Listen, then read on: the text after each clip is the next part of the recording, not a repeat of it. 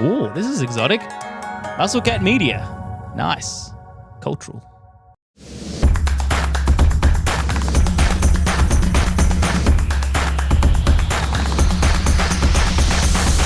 Weekend Pickoff time on the Baseball Expats, getting you set for a big weekend of baseball. Plenty of playoff races that are starting to heat up, and the man to talk about all of it with us is our man Spoon, joining us from a hotel room in Sydney. Hello, Spoon. How are you? Very well, mate. It's nice to be in the same time zone. When we say we're going to meet at 3 or 3:30, we don't need to, convert to pesky South Australian time with a half-hour time difference. I think the only place in the world that has it. It's nice to be, in the big city.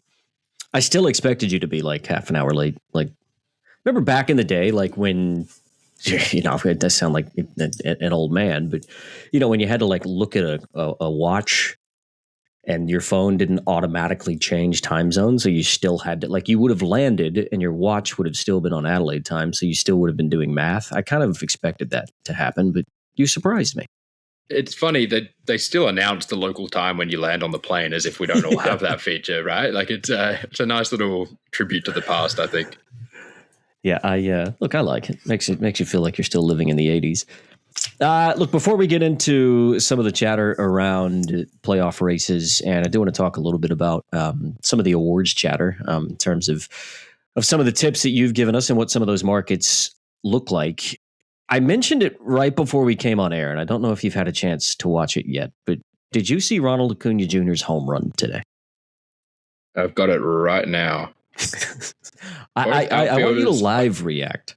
Okay, John Boy. Both outfielders collide on the warning track and pop the ball up and over. Oh, wow. That's like a proper alley-oop, isn't it? It was. Look at his reaction. That was the best part of it. And like, once we get off, go listen to the Braves commentary, because Ronnie's just standing there. He's standing there. He's talking to the first base umpire, and I can't remember the play-by-play guy for Atlanta, but he's like, Ronnie, you've hit a home run. It's like, it's pretty good. Like it's very joyful, and like the outfielders are kind of looking at each other like, what the hell's going on? And Ronnie's like, I don't know what to do.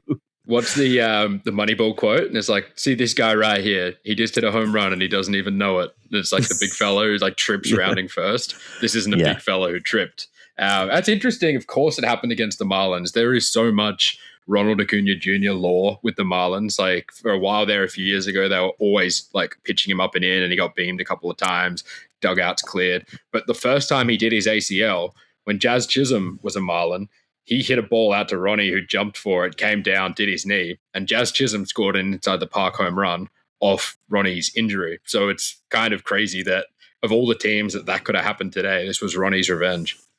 I had forgotten about that Jazz Chisholm thing. There was a lot of that divided baseball when it happened, because it was clear that Ronnie was in agonizing pain and there was no other defender near him.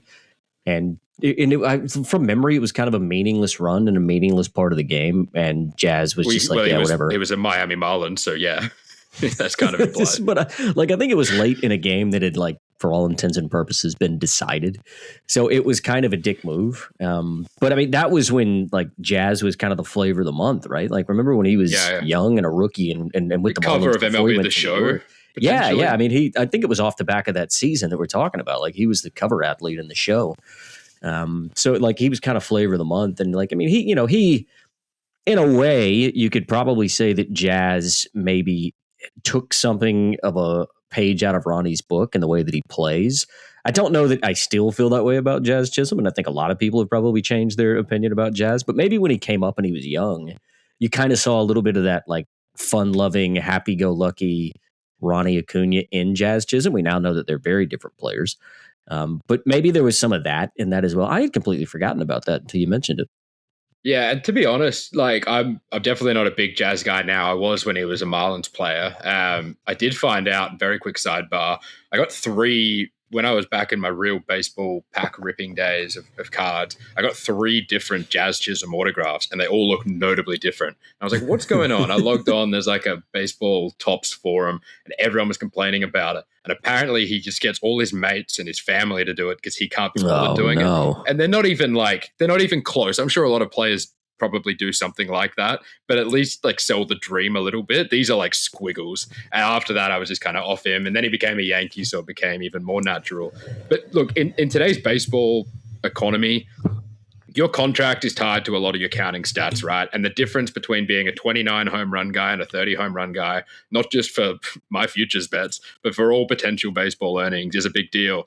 And I don't think it's any different to, do you remember the whole kerfuffle with the Yerminator, Yermin Mercedes, when he had that like flash in the pan couple of months, many years ago, and he hit an absolute tank off a relief, or not a relief, a position player, and there was all this fuss about it, but it's like, he was out of the league a month or two later. These guys aren't guaranteed to get 10 years in the majors. You got to get every single counting stat you can. And I don't think he could have live diagnosed that he torn his ACL when he was down. It could have just as easily been he gets straight back up the next play and you're like, why did I leave it as a double? So I think that was probably, if you think about when that was, it felt like that was right around the changing of the guard with a lot of these old-timey unwritten rules stuff that seems to be completely out of the game now. Like, dudes pimp whatever they want. Pitchers need to just shut up and deal with it.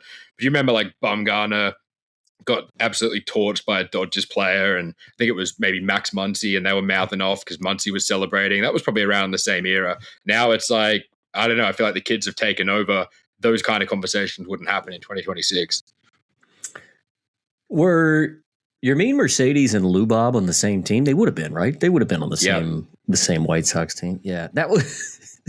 But it was when TLR, teams, like the senile TLR, Tony La Russa was managing, right? And it was like, that's right. And like he actually hung Mercedes out to dry as well. They weren't like good, saying, but like, they were fun. Like they were a fun bad team because they just had like so many hotheads that like you could tune in and have absolutely no idea what was going to happen on any given day with the White Sox.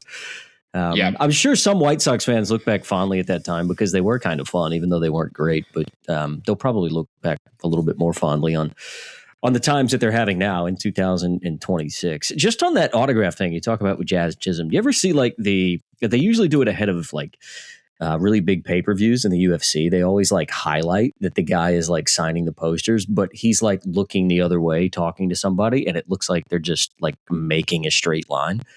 Like somebody's getting that signed poster as like a $2,000 ticket, and it's legitimately just some guy going with a pen. Yeah, it sounds like exactly what Jazz and his family members were doing on some of his baseball cards. Yeah, I'll have to dig them out and send you a photo because they are not even. Like, just have the same mate do it, you know?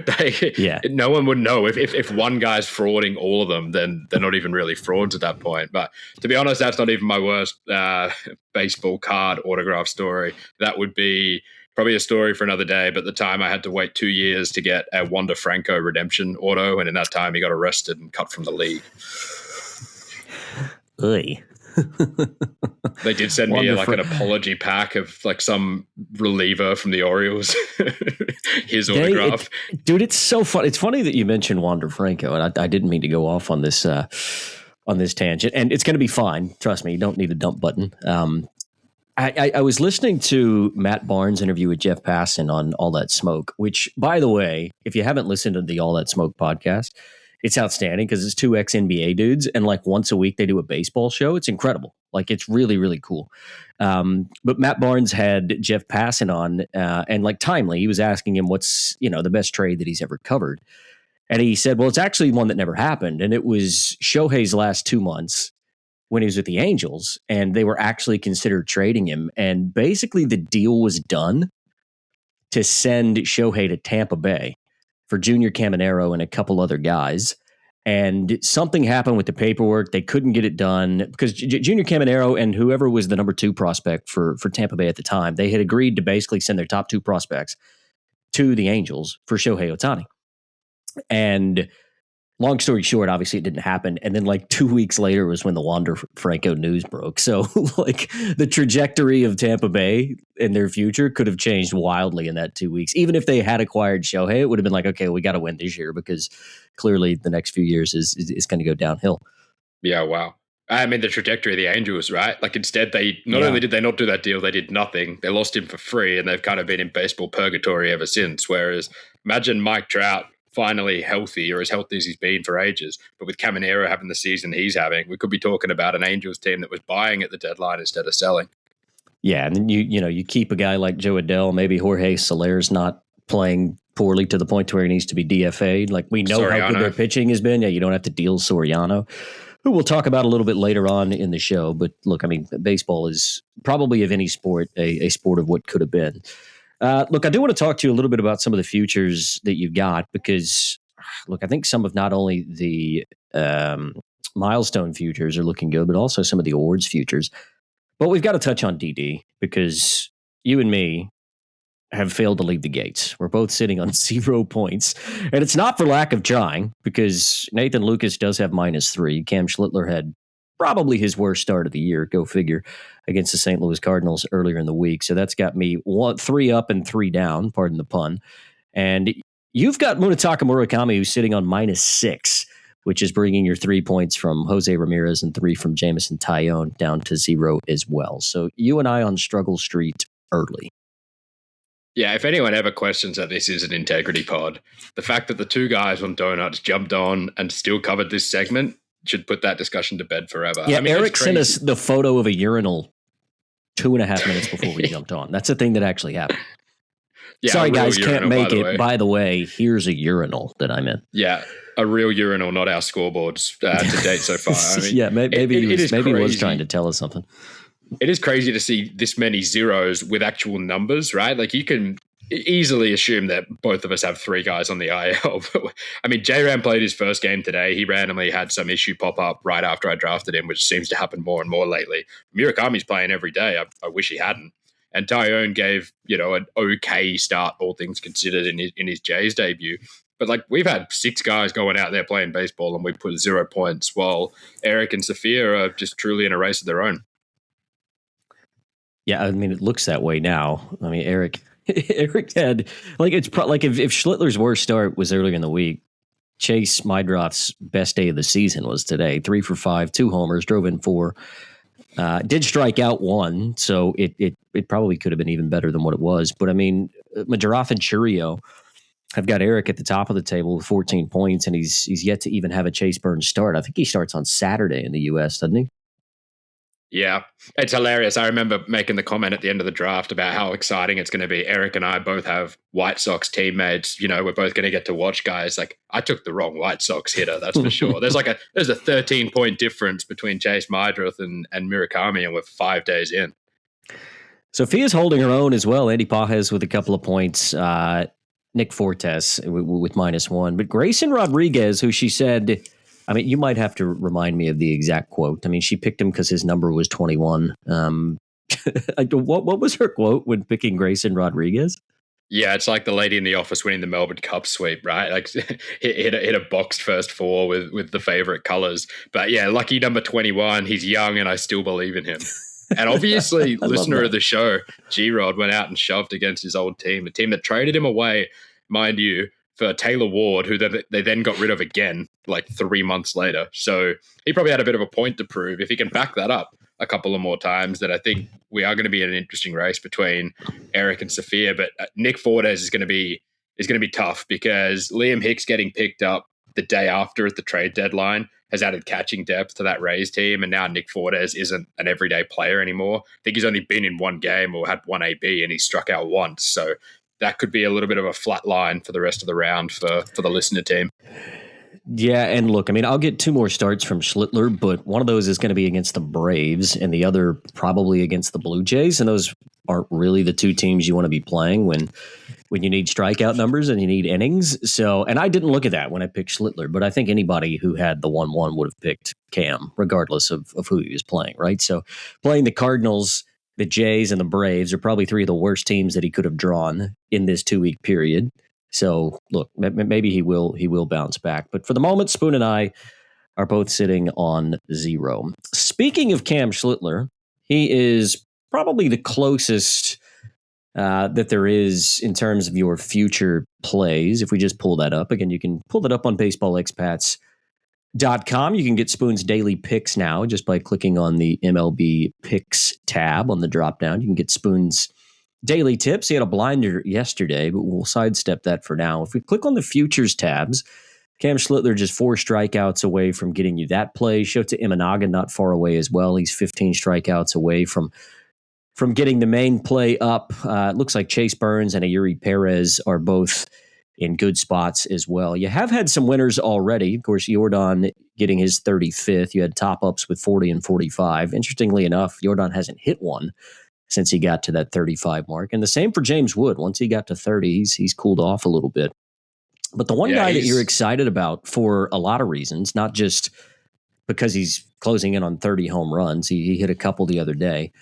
But because you've got a pretty hefty ticket on him to win the NL MVP. And that's Pete Crow Armstrong, currently sitting on 26 home runs. He's 4 away from getting 30, which you got at $3. You also had some top-ups, which may be tough. 35 potentially could still be in reach, probably not 40. But you're holding some pretty good tickets on PCA, and he's having a great start to the second half. Yeah, I mean, that was the big thing, right? I mean, if you click down on the Spoon's preseason case, I think it's got it there. He had more WAR than anyone in baseball last year before the All-Star break, and then he had negative WAR the rest of the season. And I remember watching him last year. I think he got as short as like $10 when he was having that really good season, but obviously Ohtani was being Ohtani. The whole thing for me with PCA was that was his first full season in the bigs. I think he wouldn't be the first guy as a young player to come up and be like, wow, 162 games is a lot of baseball. And that fatigue seemed to show towards the back half. So to see him come out of the gates so strong in the second half, or the third, if you will, after the All-Star break has been really encouraging. And yeah, he was $51 preseason for NL MVP. And he's now into a $1.90 favorite over Ohtani at $2. It's a genuine 2-horse race. And yeah, these home run picks are looking really strong as well. I've got 30, 35, 40, same as James Wood. James Wood's gone to the IL, which sucks because he probably was a chance for that 40 at the $8 mark. 35 still in range. That's a good week for James Wood. And I got a little couple of doubles there with Wood and PCA at 30 and 35 each, which pay pretty nice too. So yeah, look, the pitchers sort of dominate a lot of these conversations when we talk futures because they do theirs in chunks, right? Like Ayuri Perez goes out and he gets 9 strikeouts and that bar jumps. You have to wait a week sometimes for PCA or James Wood to hit a homer. But the month that PCA has had, I mean, do you remember when we were talking at the end of August and I said, I had a dream last night that PCA hit his second home run and then my dad texted me, I'm proud of you, son. He had 1 home run in like the first 5 weeks of the season. If you actually look at what he's done since then, he's on pace for 45 home runs. And it's not even close from an NL MVP perspective. But I reckon I got a message if you go back through the archives where I said, if PCA hits his home runs in AAA, will that count? Like he had an OPS of like 450 after the first 5 weeks. He had a shocking start. So the fact that his numbers are where they are now, with that start in mind, he's truly the hottest player in baseball, I think, right now.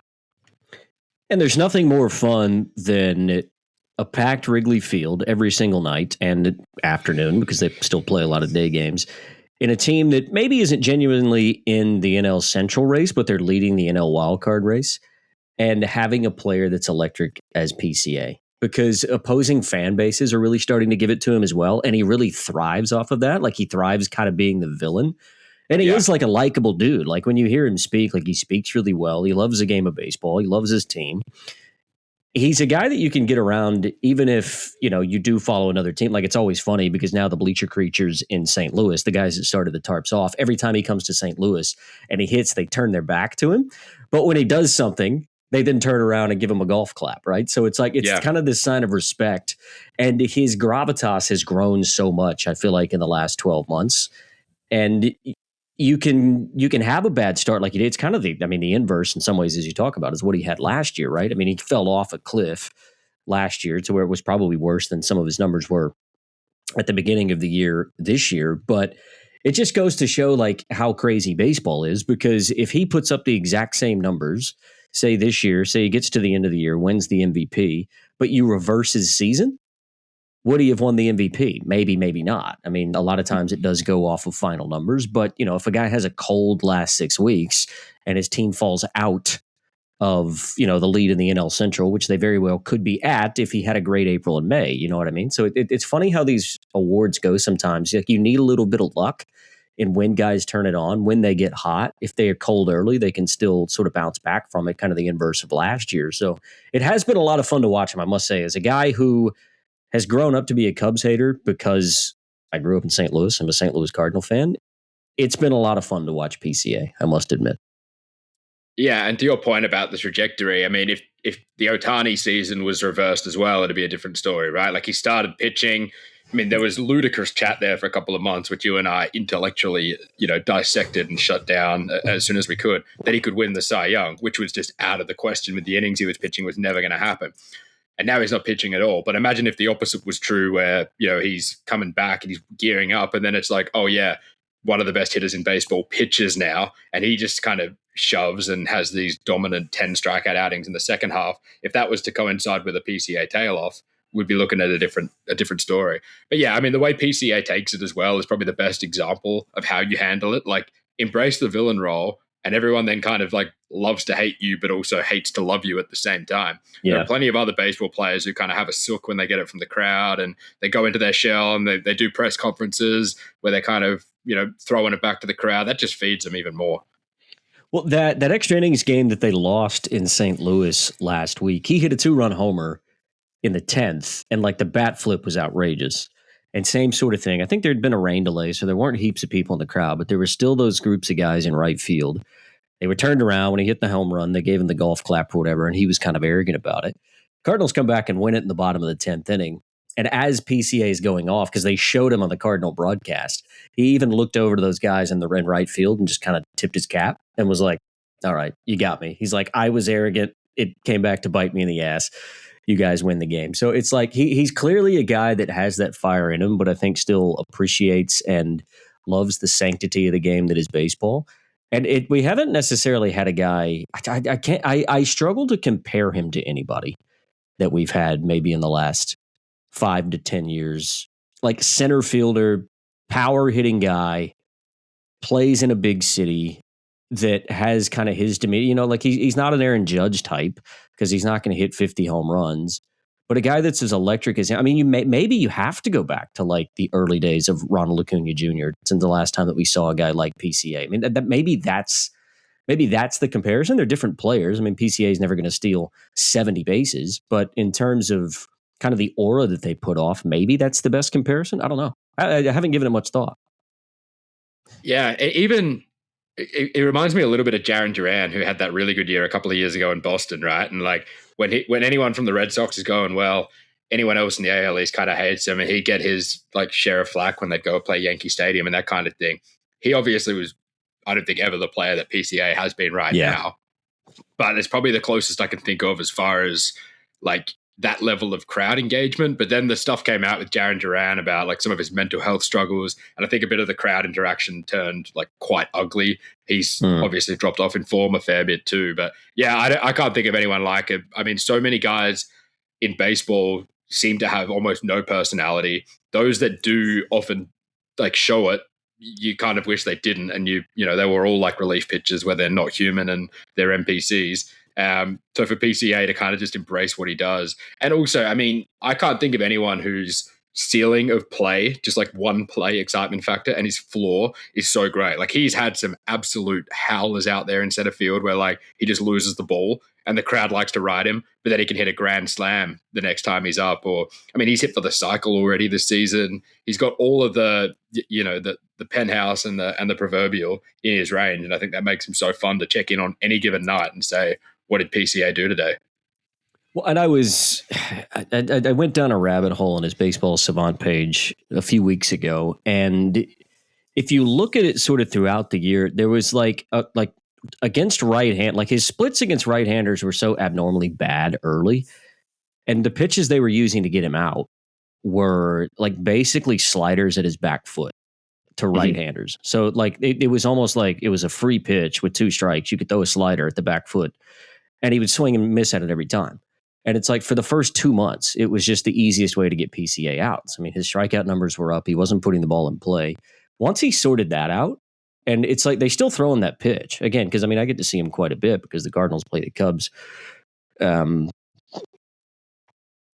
quite a bit. But I think once he sorted that out and he's able to spit on that pitch, because you watch him now, and even with 2 strikes or early in counts, guys will still get him to try and chase on that pitch, and how he spits at it. And you're not going to throw him anything in the zone inside. So if that down and in pitch is now taken away and he knows that he's just going to ignore it, then all of a sudden, I mean, of course, his OPS is going to jump 200, 250 points. Yeah. And I mean, I've been watching him a lot this year as well for obvious reasons. What I'm noticing more with him now is more and more of his strikeouts are actually looking.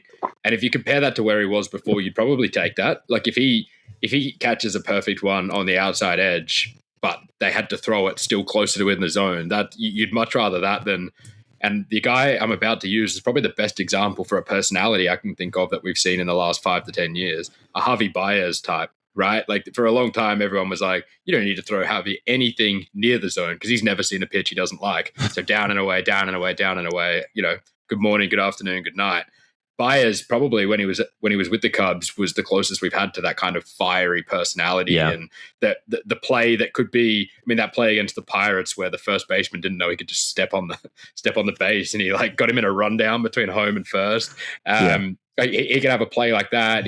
El Mago, he could have Gold Glove plays, but then also just do the unthinkably bad. I feel like PCA has kind of picked up a little bit of that mantle, albeit with a lot more consistency and clearly more upside. It'd be a fun player to pull in Destiny Draft, maybe in one of our final rounds of the season. That would be it would be fun to be able to follow him and have him on your team. I'll leave you with this. I don't know if you've seen this, just because I had been going down a PCA rabbit hole the last couple of weeks. Obviously, my algorithm is very PCA skewed. Somebody asked him what his favorite baseball conspiracy theory was, like a couple of weeks ago on a podcast. Did you see this? No. He said it's that Babe Ruth never existed. Was this tongue in cheek, or is one of my favorite players actually insane? Like you'll have to go back and watch it because it's like it came from another guy, and like it was predicated on the fact that like Babe Ruth would never have done what he did in this era. It's that argument, right? Like it's the dead ball era and whatever else. Mm-hmm. And that Babe Ruth's numbers are just like a combination of various different guys who are just like given this persona of Babe Ruth. Like he didn't say that he believed it.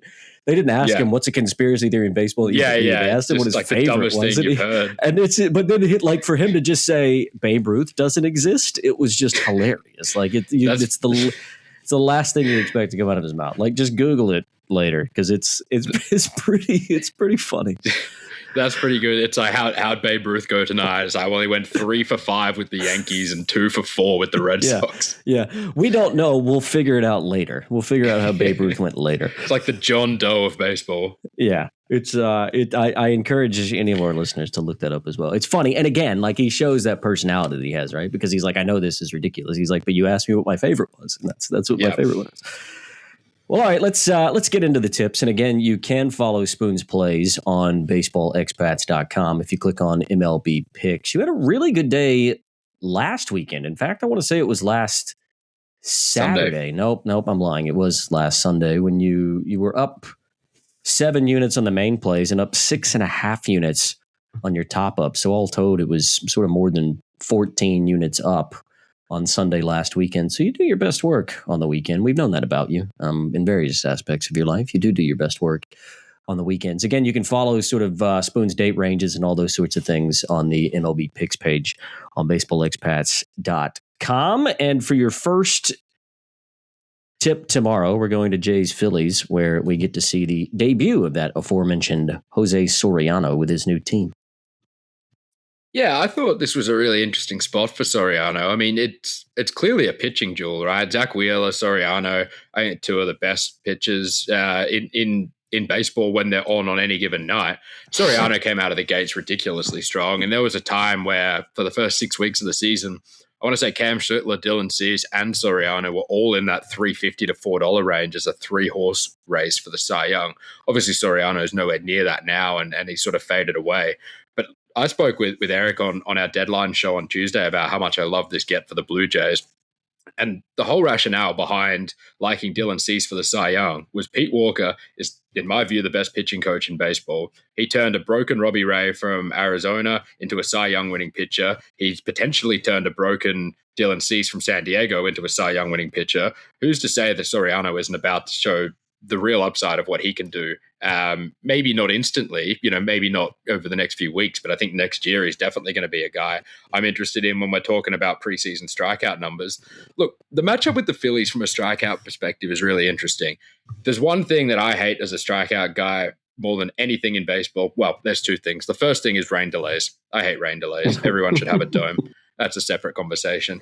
The second thing is lineups that feature Luis Ariz. And obviously, Philly adding Luis Ariz basically means there's one guy in your lineup that you just cannot strike out. And if you look at the Giants' numbers on the season, they're the sixth best strikeout preventing team in baseball. And a lot of that is attributed to Luis Ariz, who strikes out once every 6 months or whatever it is. Obviously, that's now going to be a factor for Philly. But if you look at Philly, on the season, they're 24th in baseball on strikeout rate. That's not great. And I don't think inserting Luis Ariz into the lineup immediately means that they're, Tampa Bay, who strike out 19% of the time and they're the best in baseball because everyone makes contact. I think with your likes of Schwarber and Harper and a lot of these swing and miss power guys, there's still plenty of holes to poke at from a strikeout perspective. So tomorrow I was very surprised by Soriano's line. You're getting $1.91 with Bet365 for 5 strikeouts, which is a really modest tally. I was expecting to see even money at around the 6 mark. So to get that at 5, I think is a must take. So that's going to be my best of the day tomorrow. And I'll be topping that one up with 7 or more, which is 550, which I also just cannot understand. I mean, he's hit 7 consistently this season. I want to say about half of his starts. I had it up just before. So to get 550 about this, I think there's too much recency bias in a Phillies team that since acquiring Ariz has struck out just 10% over their last 3 games, but they'll be facing horrible pitchers from the Nationals. I mean, they saw Miles Michaelis today, Littell, I think it was yesterday. So I think it's too knee-jerky, both to where the Phillies are at, but also where Soriano's at. And I think we're set for a correction tomorrow because Soriano bringing his best, he could be 7, 8, 9. And with the value that we're getting there, that'll be a really nice price. Yeah, look, I like that play. And with Schwarber still leading off, I mean, he got 5 at-bats today and struck out twice. I mean, if Soriano goes 6 or 7, he's likely to see Schwarber at least 4 times. So that's 2, maybe 3 strikeouts. I mean, Schwarber's he was in the Destiny draft pool and none of us touched him. He struck out 7 times this week and is sitting on -4. So, I mean, with a guy like that is so strikeout heavy, I mean, yeah, he may give up a home run to him in the first or third inning, but he might also get 3 strikeouts. I mean, the fact that you could get to halfway or more of your strikeout total against one guy in that lineup, and it's very possible, makes that a really attractive play at 5 or more. I'm with you. I think that seems crazy low. Yeah, and he's hit 7 or more, right, in 9 of 22 starts, so nearly 50% hit rate for a play they're giving us 550 about. He's hit 5 or more in 15 of 22, so nearly a 75% hit rate for a play they're giving us 190. What I also found interesting, I love looking at splits for this kind of thing. 4 of his best 6 strikeout starts this year were on the road. So this wasn't a guy that was, like a Brian Wu case, although he burnt me yesterday, Brian Wu, where he's very, very good at home and terrible on the road. I mean, Soriano's been happy to go out there and punch out 9, 10 guys when he's been traveling. So I don't see tomorrow being any different. And I really like the matchup for him on all fronts. Just on that, and we'll get to your next best. Look, this is going to sound old school, and I'm going to sound like a dinosaur, but with Arias now in Philadelphia and a guy that literally never strikes out, and Schwarber, a guy that they're obsessed with hitting him at the top of the order, but strikes out a ton, would you think about leading off Arias and hitting Schwarber second in that order? I would honestly have Trey Turner leading off still. I think you always want speed on first, and Trey Turner's lost a step or two. But then you'd almost hit Arias second. Like, it's like you've got 2 great on-base guys ahead of both a Harper and a Schwarber. Like, I get this whole experiment, and it's, it's worked for Philadelphia at times, having Schwarber hit leadoff. But, like, when you've got, yes, I mean, you're right. You've got Turner, who can get on base and has speed. You get Arias, who's always going to put the ball in play. Like, don't you want Harper and Schwarber hitting behind those guys? It's almost like they're still trying to figure out what they have in this new mix, right? Yeah, and it's probably the only thing the San Francisco Giants did right in 2026 was have Arise hit second so that Devers was behind him, right? This is almost the opposite of that if you compare Devers to a Kyle Schwarber. The amount of times Kyle Schwarber is hitting solo home runs and you're like, well, that's great, but a solo home run's a solo home run. And I don't understand why they're doing that, but they've been doing that for a very long time, Philadelphia, even not with a player of Arise's caliber, but no matter who's hot, it doesn't matter. Schwarber seems to be hitting leadoff. One thing I actually like about the Soriano play here too, Soriano is one of the worst guys in baseball for walks. So he's 18th percentile walk rate. The best thing you can do when I'm chasing strikeouts and Luis Arraez is in the lineup, just throw him 4 outside of the zone because there's nothing worse than burning like 9, 10, 11, 12 of your pitch count on Arraez just fouling balls off. He's not going to strike out. So just get onto the next guy because you can probably punch out a Bryce Harper or someone instead. Yeah, and I mean, with the way that the bottom of that order has gone lately, I mean, look, if the Phillies are going to do anything, Baum, Real Muto, Crawford, those guys are going to really have to start hitting, right? And those Bryson Stott. Yeah, I mean, that's where you can start to pull some strikeouts. Stott's been all right, but I mean, as a collective, the latter half of that order just hasn't produced, which is probably why you do see Schwarber hitting in the leadoff spot because after about the 3 or 4 spot in their order, the power, consistent power sort of drops off. But anyways, we're going Soriano 5 or more tomorrow against the Phillies in his Jays debut. And for your next best, we're going A's Red Sox.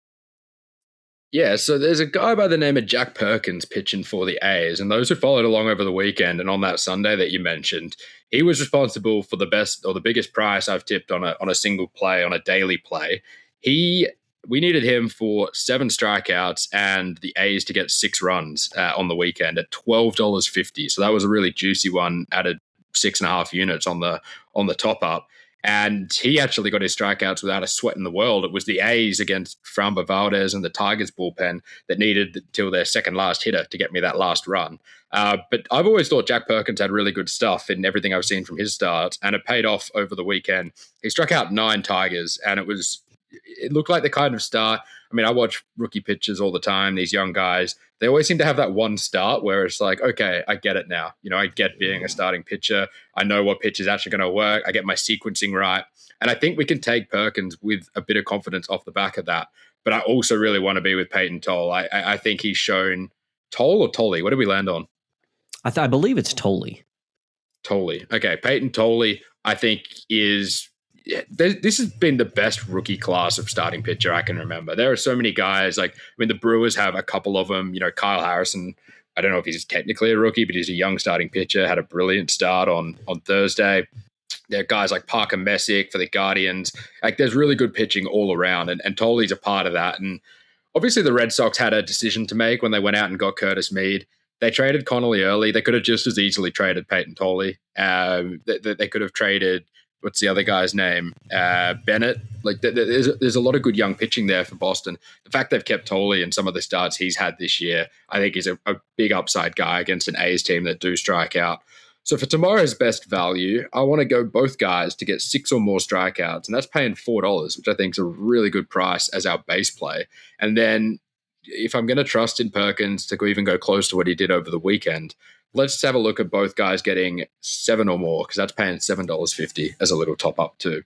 And I will be taking some kind of saver when the combined strikeouts market come out tomorrow, because I think we're going to be looking at 12 for around even money. So I'm probably going to have an extra unit on that, on the basis that I think there's every chance Peyton Tolley goes out and gets 9 strikeouts and Perkins just gets 3 or 4 and just kind of labors through his start, and the Red Sox stay hot and hitting the ball hard. But if both guys can bring it, $4 and $7.50, about 6 and 7 strikeouts, which are tallies clearly within their range, I think is really good value.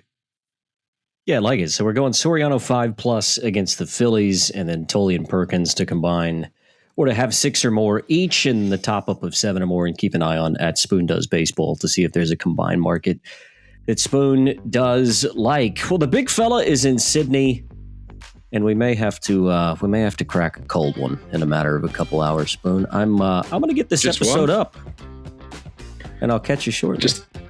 Yeah, I don't think we need to limit it at 1, but we can start with 1 and see how we go. Well, but I mean, it's like 1 means however many you want it to mean, right? Like, what's the old A gentleman's one.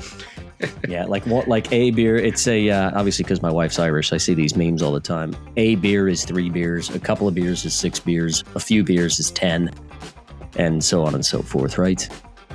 Yeah. Of course, we're talking mid-strength middies. Drink responsibly. Gamble responsibly. Enjoy your baseball responsibly. We'll see you all next week.